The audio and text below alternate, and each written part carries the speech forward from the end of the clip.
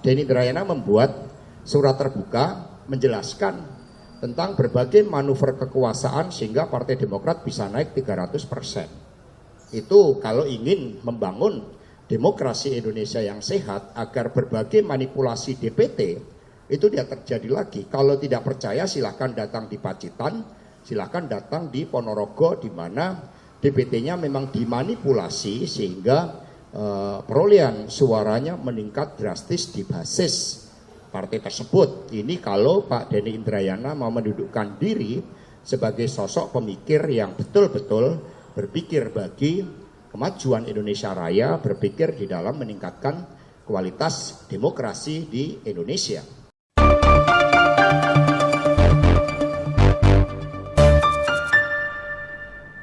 Iya, salam seger waras. Berjumpa dengan Om Ben.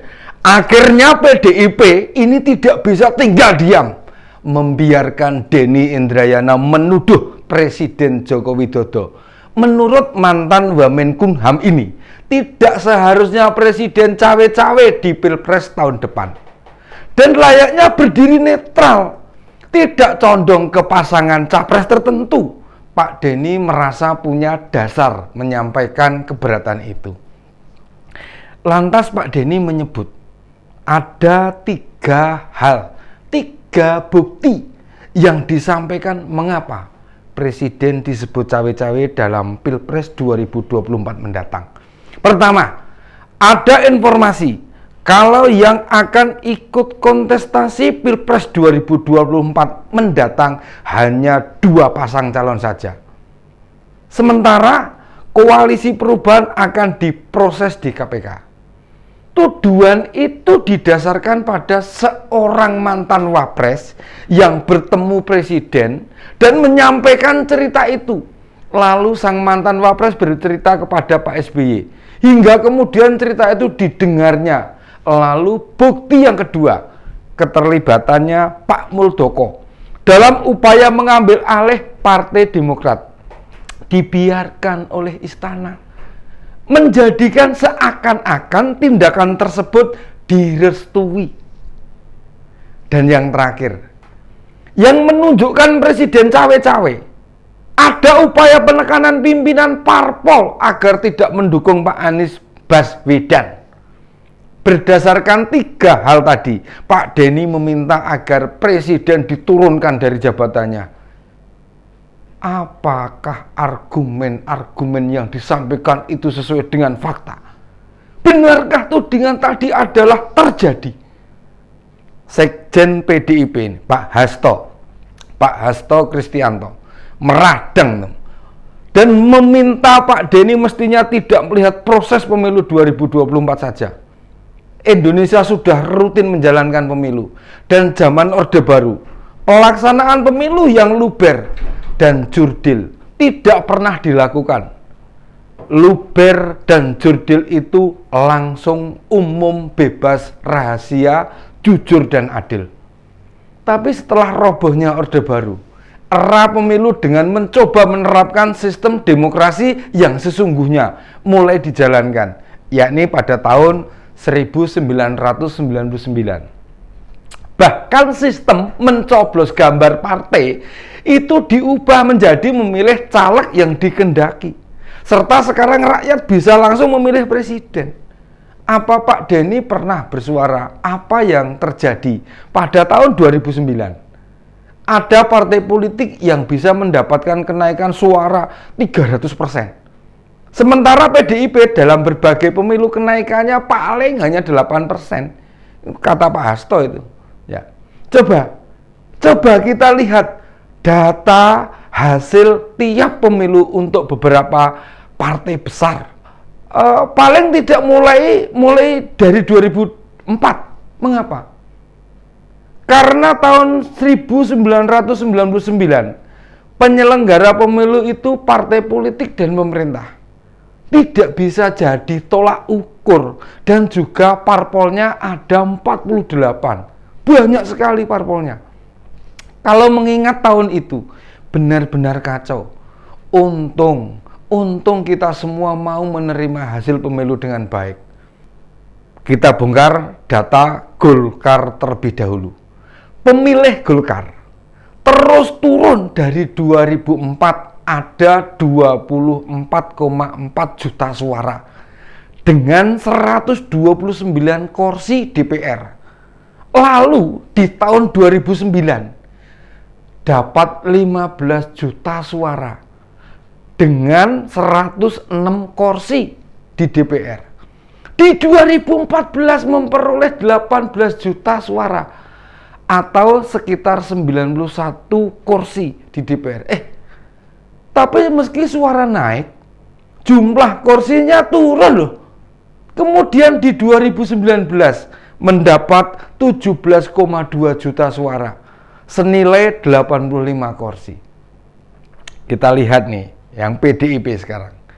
Pada tahun 2004 memperoleh 21 juta suara dengan 109 kursi di DPR. 2009 suaranya turun gratis hingga tersisa 14,6%, 6 juta suara. 6 juta dengan 95 kursi. Lalu di 2014 kembali naik dengan 23,6 juta suara. Serta kursi wakil rakyat sama seperti tahun 2004, yakni 109 kursi. Kemudian pemilu terakhir nih mendapat 27 juta dengan 128 kursi wakil rakyat. Bagaimana dengan Gerindra? Gerindra, partai ini baru ikut pemilu di tahun 2009 yang langsung mendapatkan 4,6 juta suara dengan hanya 26 wakil rakyat. Kemudian di tahun 2014 naik pesat nih menjadi 14,7 juta suara dengan 73 kursi wakil rakyat. Dan pemilu terakhir memperoleh 17,5 juta suara, setara 78 kursi DPR RI. Sekarang kita cermati Demokrat. Pada tahun 2004, partai Pak SBY ini hanya mendapatkan 8,4 juta suara dengan 57 kursi. 5 tahun kemudian, mampu meraih 21,7 juta suara dengan 150 kursi. Bukankah itu 3 kali lipat alias mencapai 300%? Jumlah suara dari 8,4 juta bisa jadi 21,7 juta suara. Hanya terjadi pada Demokrat saja. Gerindra yang istimewa saja dari 4,6 juta naik menjadi 14,7 juta suara. Berdasarkan data inilah Pak Hasto meminta Pak Denny mestinya berkaca, melihat kembali apa yang terjadi pada waktu itu. Dan tahukah kita, jika 2 anggota KPU yang jadi penyelenggara pemilu, yakni Mas Anas Urbaningrum dan Bu Andi Nurpati, jadi pengurus DPP Demokrat tahun 2010, tidakkah ini menandakan sesuatu? Kita tentu berharap Mas Anas yang sudah berada di luar tahanan menceritakan ini semua. Apa yang terjadi pada pemilu 2009? Mas Anas, tolong ceritakan Mas Anas. Biar semuanya terang benderang. Tidak ada yang ditutupi. Pak Denny biar paham. Dan apa faktor yang membuat setelah pemilu Anda dan Bu Andi Nurpati kemudian jadi pengurus Demokrat? Jangan hanya kasus Hambalang saja yang dibongkar, Mas. Dan Anda sudah mengucap janji seusai Lebaran Anda akan bicara. Nah, kembali ke soal data tadi. Setelah mendapatkan suara 21,7 juta tahun 2009, 5 tahun berikutnya nih, perolehan suara Demokrat langsung merosot terjun bebas menjadi 12,7 juta dan mendapatkan 60 kursi DPR.